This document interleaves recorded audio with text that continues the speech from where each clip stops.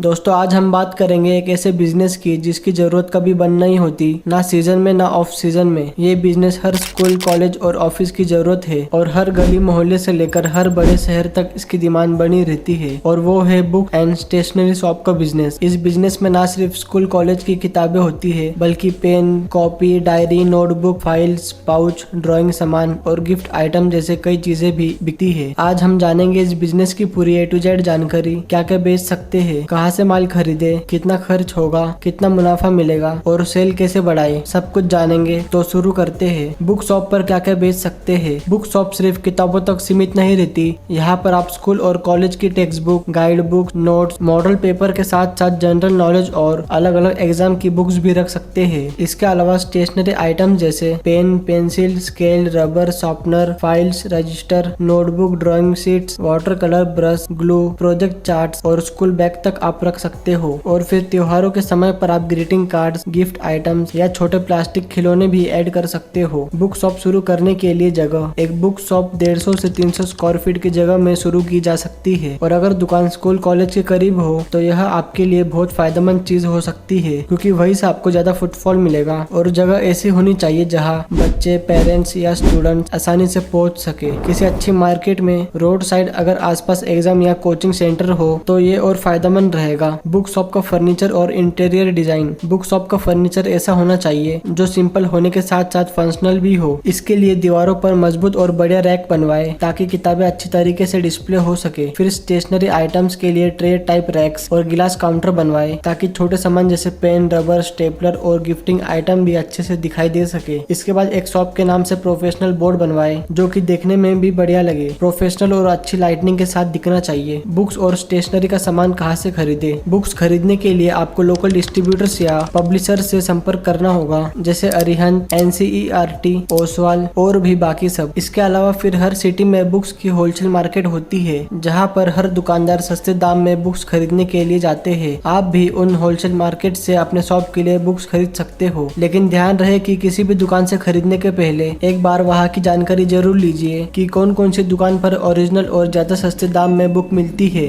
और फिर वहाँ से खरीदे। और वही होलसेल मार्केट में आपको स्टेशनरी का सामान भी आसानी से मिल जाएगा, आप वह सब भी खरीद सकते हो। अब एक सवाल आता है कि शुरुआत में कौन कौन सी बुक खरीदनी चाहिए। इसके लिए आपको अपने यहाँ की डिमांड को समझना होगा कि वहाँ पर कौन कौन से स्कूल कॉलेज है, जैसे 1ली से 10वीं तक या 12वीं तक। फिर कौन कौन से मीडियम के कॉलेज स्कूल है, इंग्लिश मीडियम, मराठी मीडियम, वह समझकर फिर आपको उस हिसाब से बुक्स का स्टॉक खरीदना होगा। शुरुआत में आप कुछ कुछ क्वांटिटी में सभी क्लास के बुक्स खरीद सकते हो और जैसे जैसे आपके पास ज्यादा डिमांड आएगी तो आप होलसेल मार्केट से और बुक खरीद कर ला सकते हो। इसके बाद फिर एक सवाल और आता है कि जैसे हर कुछ साल में सिलेबस चेंज होता है तो फिर बचे हुए बुक्स का क्या होगा। तो इसका जवाब यह है कि जो बुक शॉप वाले, स्टेशनरी शॉप वाले होते हैं उन्हें इसकी जानकारी होती है कि कितने साल में सिलेबस चेंज होगा, तो उस हिसाब से वह दुकानदार बुक्स का स्टॉक खरीद कर लाते हैं। और समझो अगर अगले एक साल में बुक्स का सिलेबस चेंज होने वाला है तो फिर वह दुकानदार बिल्कुल कम क्वांटिटी में बुक्स खरीद कर लाते हैं। ऐसे उन्हें ज्यादा कुछ लॉस नहीं होता। बुक शॉप शुरू करने के लिए लाइसेंस और रजिस्ट्रेशन। बुक शॉप शुरू करने के लिए सबसे पहले तो आपको शॉप एक्ट लाइसेंस लेना होगा और अगर आपके बिजनेस का टर्नओवर ज्यादा रहेगा तो फिर आपको GST रजिस्ट्रेशन भी करना होगा। बुक शॉप की सेल कैसे बढ़ाए। सेल बढ़ाने के लिए आपको थोड़ा स्मार्ट वर्क करना होगा। सबसे पहले तो लोकल स्कूलों और कोचिंग सेंटर से संपर्क कीजिए और उन्हें book bundle offer, free stationery offer या डिस्काउंट स्कीम जैसा कुछ शुरू में दीजिए। ऐसे शुरू में डिस्काउंट देने की वजह से काफी सारे स्टूडेंट्स आपके शॉप पर आ सकते हैं। इसके बाद फिर अपने बुक शॉप के नाम से पैम्पलेट बनवाकर सभी स्टूडेंट्स को और आसपास के सभी लोगों को दीजिए ताकि लोगों को आपके बुक शॉप के बारे में पता चल जाए। और अगर उन्हें पता चलेगा कि डिस्काउंट चल रहा है तो काफी सारे कस्टमर आने लग जाएंगे। इसके बाद फिर अपने शॉप को गूगल मैप्स पर भी रजिस्टर करें। इस तरह से करने पर आपको शुरू से ही कस्टमर मिलना शुरू हो जाएंगे। बुक शॉप बिजनेस की कुछ जरूरी बातें।